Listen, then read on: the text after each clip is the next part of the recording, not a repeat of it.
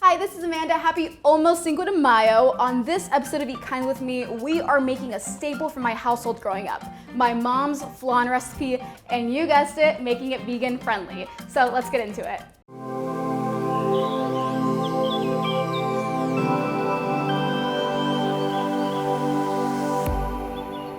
So, contrary to popular belief, Cinco de Mayo is not Mexico's Independence Day. Cinco de Mayo commemorates the victory of Mexico over the French at the Battle of Puebla, which took place on May 5th, 1862. This battle didn't win the whole war against the French, but it really boosted morale when needed most and became a symbolic victory to the Mexican government. And what makes this battle so special is that the French outnumbered Mexicans 3-1, were way better equipped, and were considered one of the most powerful armies at the time, yet Mexico still came out victorious. So although Cinco de Mayo has become a relatively minor event in Mexico today, it is widely celebrated here in the US by highlighting Mexican American culture. Some important things I think are great to remember while celebrating is just to acknowledge the history behind the holiday and to maybe support authentic Mexican restaurants and businesses. So get yourself that plate of tacos, listen to Mexican music, drink that margarita. Just maybe pass on wearing a sombrero, a fake mustache, and busting out those maracas.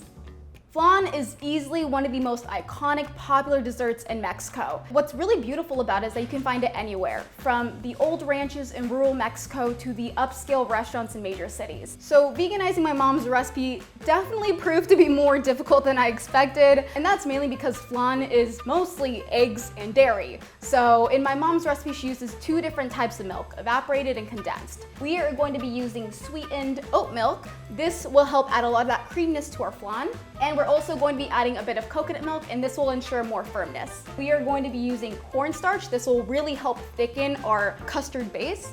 And then we are also going to be using agar-agar powder. Now this is a vegan gelatin substitute, and by using this, it'll ensure that our flan actually sets properly. All right, so first we're gonna start off with the caramel. This is probably the easiest thing to make because it has one ingredient, and that is sugar. First, I'm gonna start off by adding half a cup to, I would say, a saucepan. I think this is what this is called. Half a cup in here. Get a spoon and get out all of those clumps before you start cooking it down, because then, I don't know, the sugar will cook unevenly. All right, now I'm gonna go ahead and turn this on.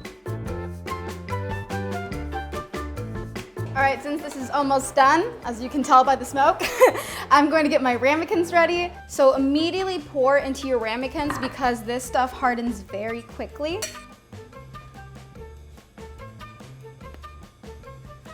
All right, now that we're done making the sugar for the ramekins, now it's time to make the custard, and this is also super easy to make, but what we're going to do is just add all of the ingredients in the pan, start the heat, whisk it up, and it'll be ready in a few minutes. So first, we're gonna go ahead and add our oat milk. So we're gonna add 1.5 cups of sweetened oat milk, and then we are going to be adding 3/4 cup of full-fat coconut milk. Sometimes they come really separated, so you can just throw it in a blender or food processor to really blend it together. Oh, honestly, it's a little clumpy. I'm just gonna blend it for safe measure. So again, we're gonna be adding 3/4 cup.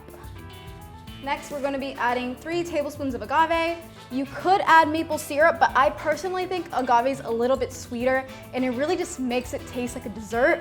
Then we are going to be adding 2 tablespoons of cornstarch. Again, this will help thicken our mixture a ton. Let's go ahead and add our vanilla. You could add any vanilla extract that you like, but I'm going to be using this Molina Mexican vanilla, and 2 teaspoons may seem like a lot, but I swear this flan needs it. It gives it a beautiful flavor. And then our secret ingredient, we are going to be adding 3/4 teaspoon of agar powder. Okay, so I'm just gonna go ahead and start the heat. Well, since I'm doing this on an induction cooktop, I'm gonna keep it pretty low because this heats up so quickly, but on a regular stove, I would cook it at medium-high heat.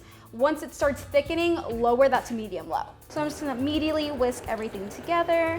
I would say keep on mixing this because it can burn quickly if you let it sit at the bottom. All right, now that it looks well incorporated, I'm gonna let it heat up a little bit. You'll notice some bubbles will start to come through. Okay, so after a few more minutes, there's a lot of bubbles coming through. All right, so we're just gonna let this cook a little bit longer. Once it starts boiling, you're gonna let it boil for 2 minutes to let the agar actually come into effect. Okay, so now that it's boiling, I'm gonna lower the heat a bit, and I'm just gonna let it do its thing. I'm gonna let it boil for 2 minutes, set that timer, and then every once in a while, I am going to whisk it around just so it doesn't burn on the bottom. It has been 2 minutes, so I'm just gonna stir this again just to make sure it's not clumpy at all. All right, now that it's done cooking, I'm gonna go ahead and cover this for 15 minutes to let it cool down. All right, you guys, so it's been 15 minutes, so I'm just gonna go ahead and take off this lid. And then I immediately like to whisk it just to make sure there's no more clumps in it. Pour these in. This is literally so perfect. So now I'm just gonna place this in the fridge for 3 to 4 hours. I'm gonna go ahead and pop these in right now. Okay, everyone, it has been 3 hours. The flan that I just made is all in the fridge. Let's go grab her. Ta-da! What a cutie. Look at her. So something that I did notice is that if you try to remove the flan from the ramekin right away, the sugar that we put on the bottom is still hard and it stays down there. Normally with flan, since it goes in the oven, the sugar cooks down again, and then when you put it in the fridge, it eventually turns to a liquid. But since we're not baking this flan, we just had it set in the fridge, it helps a ton if you place this in hot water for just a few minutes and then you take it out of the ramekin. All right, so I'm just gonna go ahead and heat some water in the kettle and then we can go ahead and get this out of the ramekin. Okay, I think this should be enough. So we're just gonna leave this in here for about 3 to 4 minutes just so the sugar melts a little bit. Okay, so it's been about 4 minutes, so I'm just gonna carefully remove this because this water is very hot. And then I am going to go around the flan with a butter knife. I can definitely still feel the sugar, but as long as some of it is melted, that's all that matters. All right, so I'm gonna put this plate on top, kind of lift this ramekin, and then very quickly, we're going to flip. Yay! Wow, that looks so beautiful.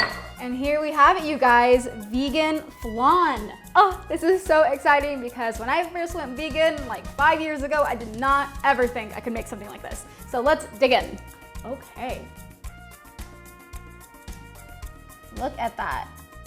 Okay, let's go in.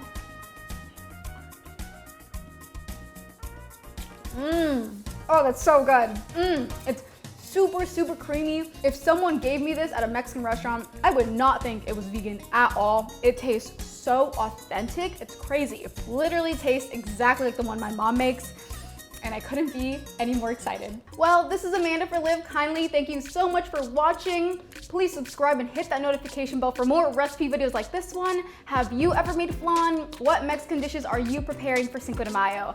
Let me know in the comments below. Thank you for watching, and I'll see you again next time. Bye, you guys.